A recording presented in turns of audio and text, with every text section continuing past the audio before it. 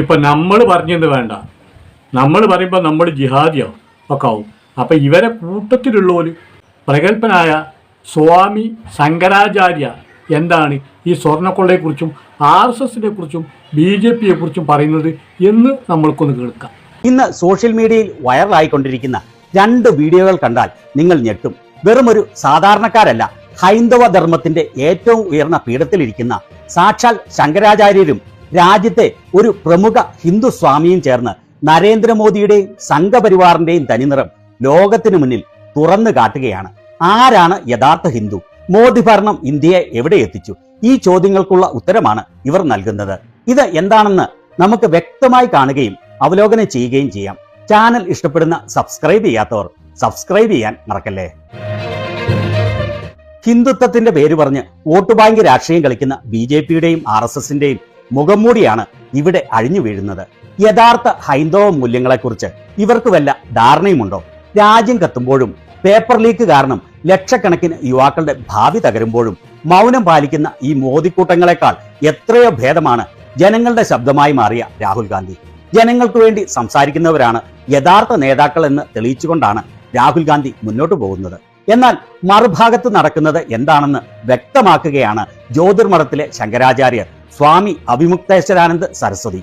नकली हिंदू और असली हिंदू में क्या फर्क है? अभी आप कहते हैं नकली हिंदू और असली हिंदू में फर्क यह है कि जो असली हिंदू है वो वेद पुराण शास्त्र में बताए गए नियमों के अनुसार चलता है. अगर वेद पुराण में कोई शंका होती है तो अपने गुरुओं से पूछ करके तब आगे बढ़ता है. और नकली हिंदू ना तो वेद मानता, ना तो पुराण मानता, ना तो गुरु मानता. ഇവിടെ അദ്ദേഹത്തോട് ചോദിക്കുന്നത് കള്ള ഹിന്ദുവും യഥാർത്ഥ ഹിന്ദുവും തമ്മിലുള്ള വ്യത്യാസം എന്താണ് എന്നാണ്. അതിന് ശങ്കരാചാര്യർ വ്യക്തമാക്കുന്നത് യഥാർത്ഥ ഹിന്ദുവും കള്ള ഹിന്ദുവും തമ്മിലുള്ള വ്യത്യാസം ഇതാണ്. യഥാർത്ഥ ഹിന്ദു വേദങ്ങളും പുരാണങ്ങളും ശാസ്ത്രങ്ങളും പറയുന്ന നിയമങ്ങൾ അനുസരിച്ച് ജീവിക്കുന്നവരാണ്. വേദങ്ങളിലോ പുരാണങ്ങളിലോ എന്തെങ്കിലും സംശയമുണ്ടായാൽ അവൻ തന്റെ ഗുരുക്കന്മാരോട് ചോദിച്ചു മനസ്സിലാക്കി മുന്നോട്ട് പോകുന്നു. എന്നാൽ കള്ള ഹിന്ദു വേദങ്ങളെയോ പുരാണങ്ങളെയോ ഗുരുക്കന്മാരെയോ ഒന്നും തന്നെ മാനിക്കുകയോ വിശ്വസിക്കുകയോ ഇല്ല. नकली हिंदू कौन है? नकली हिंदू यही जो RSS वाले हैं, ये नकली हिंदू हैं. और इनके द्वारा प्रोजेक्टेड जो भाजपा है उसमें जो बैठे लोग हैं वो नकली हिंदू हैं. आप बताइए, अगर ये असली हिंदू होते तो इनसे मांग करनी पड़ती कि गौहत्याबंदी कानून बनाओ? बोलो, असली हिंदू अगर गद्दी पे बैठ जाएगा तो देर लगाएगा?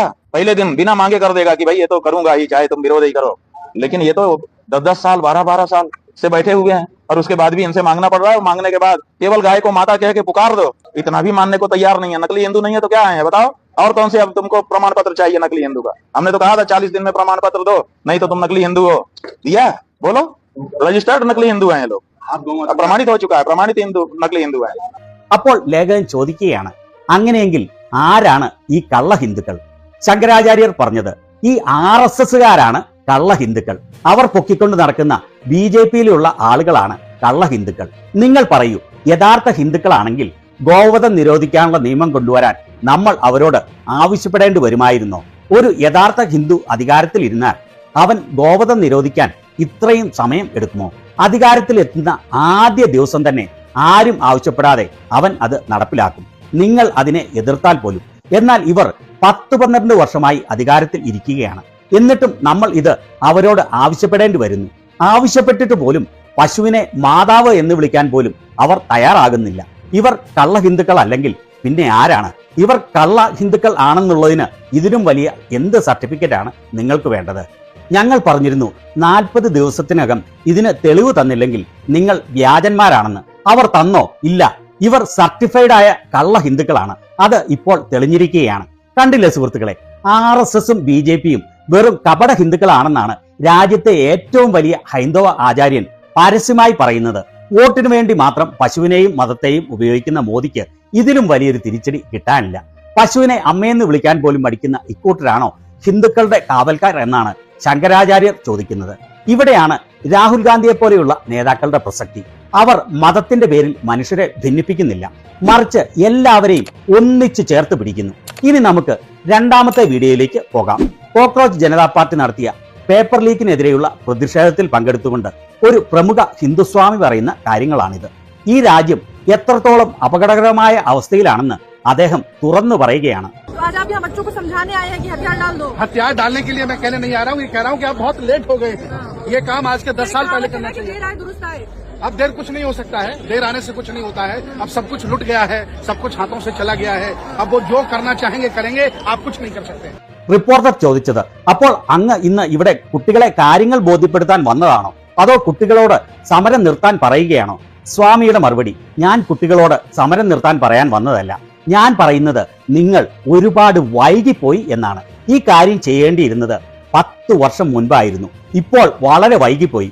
വൈകിയെങ്കിലും ഇപ്പോൾ തിരിച്ചറിവ് വന്നല്ലോ സ്വാമി എന്ന് റിപ്പോർട്ടർ. സ്വാമി: ഇനി വൈകിട്ട് ഒന്നും വരാനില്ല. സമയം വൈകിയതുകൊണ്ട് ഇനി പ്രയോജനമില്ല. കാരണം ഇപ്പോൾ എല്ലാം കൊള്ളയടിക്കപ്പെട്ട് കഴിഞ്ഞു. എല്ലാം നമ്മുടെ കൈകളിൽ നിന്ന് പോയി കഴിഞ്ഞു. ഇനി അവർക്ക് എന്താണോ ചെയ്യേണ്ടത് അത് അവർ ചെയ്യും. നിങ്ങൾക്ക് ഒന്നും ചെയ്യാൻ കഴിയില്ല. बिल्कुल पापा चले जाइए, कुछ होने वाला नहीं है ना, आपके सामने देख लेना क्या होने वाला है। सबको अपने हिस्से की लड़ाई तो लड़ने दीजिए। हिस्सा सबका चला गया, किसी का कोई हिस्सा नहीं बचा है। यहाँ 80% आबादी हैंड टू माउथ हो गई है। सबका बड़े बड़े लोगों ने लूट लिया है। सब न्यायालय बिक गए हैं, नेता बिक गए हैं, बड़े बड़े मीडिया बिक गए, कुछ बचा नहीं है। ये सब बेकार की बातें हैं कि लोकतंत्र बचा है। मोदी जी को आप राजा मान लीजिए तो इसी में आपकी भलाई है। അപ്പോൾ റിപ്പോർട്ടർ വീണ്ടും ചോദിക്കുകയാണ്, അങ്ങ് കുട്ടികളോട് തിരിച്ച് വീട്ടിൽ പോകാൻ പറയുകയാണോ? തീർച്ചയായും നിങ്ങൾ തിരിച്ച് വീട്ടിൽ പോയിക്കോളൂ. ഇവിടെ ഒന്നും സംഭവിക്കാൻ പോകുന്നില്ല. നിങ്ങളുടെ കൺമുന്നിൽ എന്താണ് നടക്കുന്നതെന്ന് നിങ്ങൾ തന്നെ കാണുന്നില്ലേ? റിപ്പോർട്ടർ: എങ്കിലും എല്ലാവരും അവരവരുടെ അവകാശങ്ങൾക്ക് വേണ്ടിയുള്ള പോരാട്ടം തുടരേണ്ടേ? സ്വാമി: അവകാശങ്ങളെല്ലാം എല്ലാവർക്കും നഷ്ടപ്പെട്ടു കഴിഞ്ഞു. ആർക്കും ഇനി ഒരു അവകാശവും ബാക്കിയില്ല. അപ്പോൾ സ്വാമി ശങ്കരാചാര്യ അയാളങ്ങൾ അംഗീകരിക്കുന്നുണ്ടല്ലേ സംഖ്യകൾ? അതോ അംഗീകരിക്കുന്നില്ലെങ്കിൽ കമൻറ്റിൽ ഒന്ന് പറയണം. അയാൾ നാറിയാണ്, അയാൾ ഹിന്ദു അല്ല എന്നുള്ളത് നിങ്ങളൊന്ന് പറയണം. അയാളെ നിങ്ങൾ തള്ളിക്കളയണം. ആ സ്വാമി ശങ്കരാചാര്യയെ നിങ്ങൾ തള്ളിക്കളയുന്നില്ലെങ്കിൽ അയാൾ വളരെ കൃത്യമായിട്ട് പറഞ്ഞു, ഹിന്ദുക്കളിൽ 2 വിഭാഗമുണ്ട്. ഒന്ന് യഥാർത്ഥ ഹിന്ദു, ഒന്ന് കള്ള ഹിന്ദു, കള്ളവിശ്വാസികൾ. അപ്പോൾ മാധ്യമപ്രവർത്തകർ ശങ്കരാചാര്യനോട് ചോദിക്കുകയാണ്, ആരാണ് കള്ള ഹിന്ദുക്കൾ എന്ന്. അപ്പോൾ കൃത്യമായിട്ട് ശങ്കരാചാര്യ, സ്വാമി ശങ്കരാചാര്യ മറുപടി പറയുന്നു, കള്ള ഹിന്ദു എന്ന് പറയുന്നത് RSSും BJP ആണ്. ഇതന്നെയാണ് ഞാൻ നേരത്തെ പറഞ്ഞത്. രാമക്ഷേത്രം ഉണ്ടാക്കിയതൊക്കെ വോട്ട് തട്ടാനാണ്, വോട്ട് തട്ടി പണം തട്ടാനാണ്, പണം തട്ടി. നേരത്തെയും പറഞ്ഞതാണ്. അപ്പം ഈ മോദി അമിത്ഷാ ഈ ടീമിനൊന്നും ഒരു ദൈവവിശ്വാസമില്ല എന്നും ഇവർ യഥാർത്ഥ ഹിന്ദുക്കളല്ല എന്നും പല വീഡിയോകളിൽ ഞാൻ നേരത്തെ പറഞ്ഞിട്ടുണ്ട്. അവിടെയൊക്കെ തെറിക്കമ്പനികൾ വന്നിട്ടുണ്ട്. നമുക്ക് പ്രശ്നമല്ല കേട്ടോ, കമൻറ്റ് വന്നതിന് നമ്മൾ പരാതി പറയല്ല. അപ്പോൾ അതൊന്നും നമുക്കൊരു വിഷയമുള്ള കാര്യമല്ല. അപ്പോൾ കമൻറ്റുകൾ ഇഷ്ടംപോലെ വന്നോട്ടെ. ഇനി ഒന്ന് തിരിച്ചറിയണം, അതായത് ഈ സ്വാമിയെ തെറി പറയണം. അതല്ലെങ്കിൽ സ്വാമി പറയുന്നത് ശരിയാണെങ്കിൽ BJPയെയും RSSനെയും തെറി പറയാൻ സംഖ്യകൾ മുന്നോട്ടേക്ക് വരണം. ഇല്ലെങ്കിൽ എന്താ സംഖ്യകളെ, മരിച്ചു പോകാനുള്ളതാ. ഒന്ന് തിരിച്ചറിഞ്ഞോളി സംഖ്യകളെ. കാരണം ഈ ക്ഷേത്രം അവിടെ ഉണ്ടാക്കിയത് ഒരു മസ്ജിദ് പൊളിച്ചാണ്. പഴയ ഒരു മസ്ജിദ്, അത് പൊളിച്ച് അത് തകർത്താണ് ഈ ക്ഷേത്രം അവിടെ നിർമ്മിച്ചത്. അതെല്ലാവർക്കും അറിയാവുന്ന കാര്യം. അതൊക്കെ വരാൻ പോട്ടെ, അതൊക്കെ കഴിഞ്ഞ വിഷയം. അപ്പം അതിൻ്റെ ദോഷഫലങ്ങൾ ഇപ്പോൾ നിങ്ങൾ അനുഭവിച്ചുകൊണ്ടിരിക്കുക അല്ലേ? നിങ്ങളെ പ്രഗത്ഭരായ സന്യാസിമാർ, പൂജാരിമാർ, അവിടുത്തെ ട്രസ്റ്റ് നടത്തിപ്പുകാർ മുഴുവൻ ഇപ്പോൾ പ്രതിയാകുകയാണ്. ഇനി കൃത്യമായിട്ടുള്ള ഒരു അന്വേഷണം നടക്കുകയാണെങ്കിൽ സകല എണ്ണം ജയിലിൽ പോവുകയും ചെയ്യും. സകല എണ്ണം ജയിലിൽ പോയാലോ നരേന്ദ്രമോദി അടക്കം രാജിവെക്കേണ്ടി വരും.